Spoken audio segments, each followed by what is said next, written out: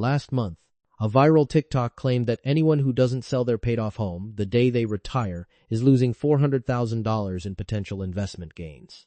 That line is floating around every retirement Facebook group, every comment section, every conversation I have with neighbors who are panicking about their nest eggs.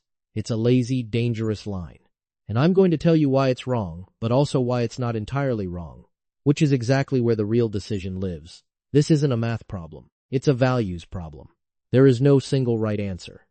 The only question that matters is, what does this housing choice make possible for the retirement you're actually planning, and what does it lock you out of? Let's start with the context everyone skips. Over 7 million Americans over 65 are renting right now, and that number is growing fast. In 2024 alone, the number of renter households in the U.S. jumped by 848,000, pushing the national renting rate to nearly 35%.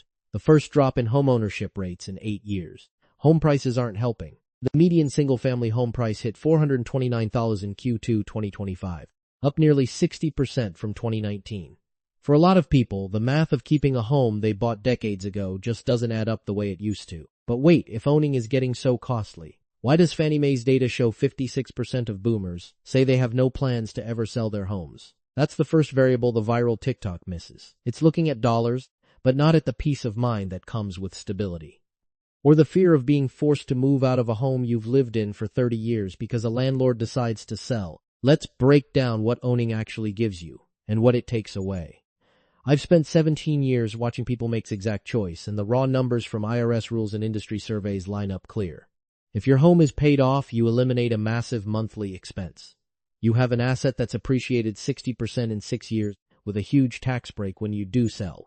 If you've lived in the home as your primary residence for 2 of the last 5 years, you can exclude up to $250,000 of capital gains if you're single, $500,000 if you're married filing jointly. You can modify the house however you want, no landlord approval needed. And as CFP Jeremy Keel points out, a fixed-rate mortgage locks in your housing cost, so you're not at the mercy of rental market swings. But the costs people ignore are the ones that add up year after year. Experts recommend budgeting 1% to 4% of your home's value for annual maintenance. For a $450,000 home, that's $4,500 to $18,000 every single year before you even get to big-ticket repairs. A new HVAC system, $7,000 or more. Roof replacement, $10,000 to $20,000 depending on size. New windows, then there's insurance. Average homeowner premiums are up 24% in the last 3 years, and if you're in Florida, you're paying 140% more than the national average. Fannie Mae's data shows 84% of boomers who plan to never sell are worried about exactly these costs. Unexpected repairs, rising taxes, insurance that climbs faster than their Social Security checks. And as you get older, even if you have the money, you might not have the energy to deal with a leaky roof or a broken water heater. That's a real anxiety that no spreadsheet captures. Now flip that. What if you sell? The viral TikTok says you'll invest the proceeds and come out ahead. Sometimes that's true. Renting gives you predictable cash flow for the length of your lease. No maintenance headaches. You just call the property manager instead of hauling out the toolbox. You free up all that home equity to invest, which could generate income you don't have to work for. And you get geographic freedom. If you want to spend winters in Arizona and summers near your grandkids in Ohio, you can just sign a 6-month lease instead of selling a home every time you want to move. Harvard's Jennifer Molinsky puts it well. Rental properties often come with better accessibility features, less maintenance, and more amenities that make life easier as your mobility changes. But CFP Lizetta Rainey Braxton has a warning everyone ignores. When you rent, you have a housing cost every single month for the rest of your life, and that cost isn't fixed. Even if your lease says $1,800 a month for 12 months, your landlord can raise it 10% the second the lease renews. I've seen clients sell their homes, move into rentals, and get hit with a $300 rent increase 6 months later, throwing their entire withdrawal plan off track. You also never build equity. Every rent check is money you never see again, whereas every mortgage payment you make, or every year you own a paid-off home, builds an asset you can sell later. So how do you actually decide? I tell people to use the 3-pillar framework I call the retirement triptych. Prosperity, purpose, play first, prosperity. This isn't just adding up maintenance costs versus rent. It's calculating opportunity cost. Let's say you sell a $450,000 home, pay off the mortgage, and walk away with $400,000 in cash. If you invest that in a balanced portfolio with a 7% long-term average return, the same assumption we use for all retirement planning math, That's $28. Susan a year in growth before inflation. Now subtract the costs of owning. Let's say $10,000 a year in maintenance, taxes, and insurance. That's $18,000 net benefit to owning. But if you rent for $800 a month, $21,600 a year, the math flips. You're losing $3,600 a year by renting, but you have $400,000 liquid to cover emergencies, travel, or healthcare costs. You also have to factor in the 4% rule. If you need $40,000 a year from your portfolio to cover living expenses, $400,000 only gives you $16,000 a year. So you'd need other income sources like Social Security to make up the gap. Use the bucket strategy here. Keep 3 years of expenses in cash or short-term CDs, 10 years in conservative bonds, and 10+ years in growth stocks. That protects you from sequence of returns risk if the market dips right after you sell. But here's the thing. The prosperity pillar only works if you're honest about your numbers. Don't guess. Pull your last 2 years of home maintenance receipts. Check your property tax assessments. Get a quote for homeowner insurance today, not what you paid 5 years ago. Most people lowball their maintenance costs by half, and that's where the math falls apart. Second pillar.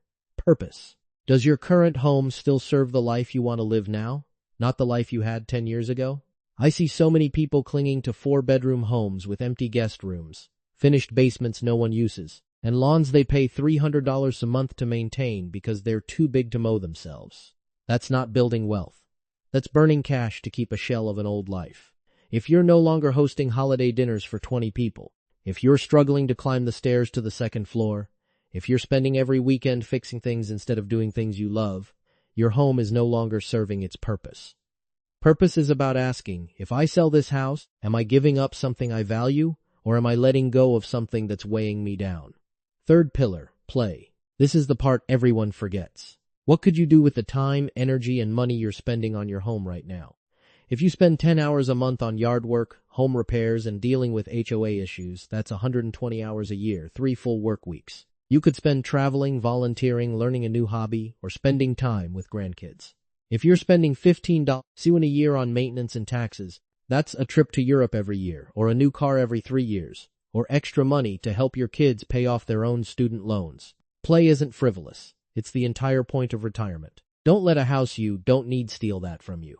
Now, here's the variable also no one talks about until it's too late. Long-term care. Medicare does not cover custodial, long-term care, the kind you need if you have dementia or can't get out of bed, or need help with bathing and dressing.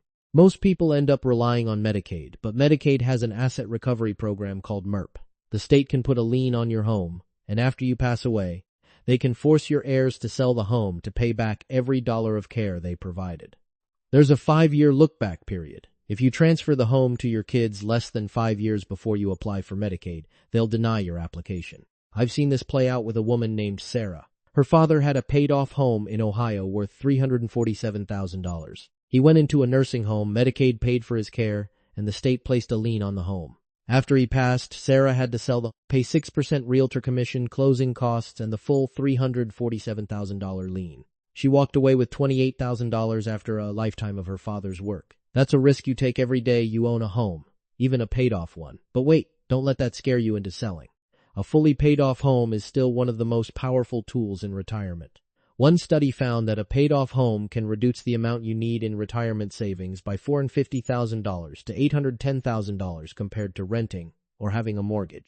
That's because you eliminate a massive monthly expense that most retirees have to cover with portfolio withdrawals. If your home is paid off, you don't need to save as much to generate the same income because you're not spending hundreds or $2 a month on rent or a mortgage. So what's the bottom line? Renting is not a failure. Selling your home is not giving up on a dream. It's a choice. The old stigma that renting is for people who can't afford to buy is dead. Nearly 35% of Americans rent, and that includes plenty of retirees with millions in the bank who just don't want to deal with a house anymore.